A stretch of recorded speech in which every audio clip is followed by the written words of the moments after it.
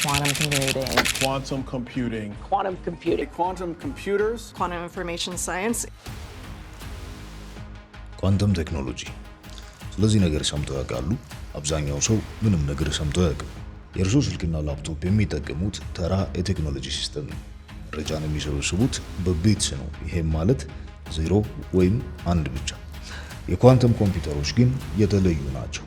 እነርሱ የሚጠቀሙት ኪዩቢትስ የሚባሉትን 1 ኪዩቢት 0 1 ወይም ደግሞ ሁለቱን በአንድ ጊዜ መሆን ይችላል።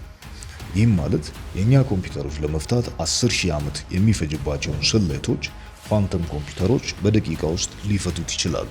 በምድር ላይ ያለን የአሸዋ ቅንጣት ለመቁጠር እንደመሞከር አስቡት። አንዳንድ ስሌቶች ልክ እንደዛ ከባድ ናቸው።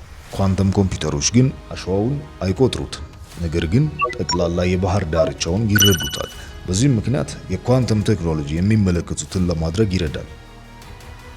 ያልተገኙ መድኃኒቶችን በፍጥነት ለመፍጠር፣ ከፍተኛ ጥበቃ ያላቸውን የደህንነት ሚስጥሮች ለመፍጠር፣ እጅግ በጣም ትክክለኛ የሆኑ የጂፒኤስ አቅጣጫዎችን ለመስራትና እንዲሁም የተለያዩ ከባድ የሆኑ ስሌቶችን ለመፍታት ይረዳናል። ስለዚህ ኳንተም ቴክኖሎጂ ፈጣን ኮምፒውተር ብቻ አይደለም፣ ችግሮችን ሙሉ በሙሉ የምንፈታበት አዲስ መንገድ ጭምር እንጂ። አሁን ስለ ኳንተም ቴክኖሎጂ በደንብ ሰምተዋል። ከነራ ኢንተርናሽናል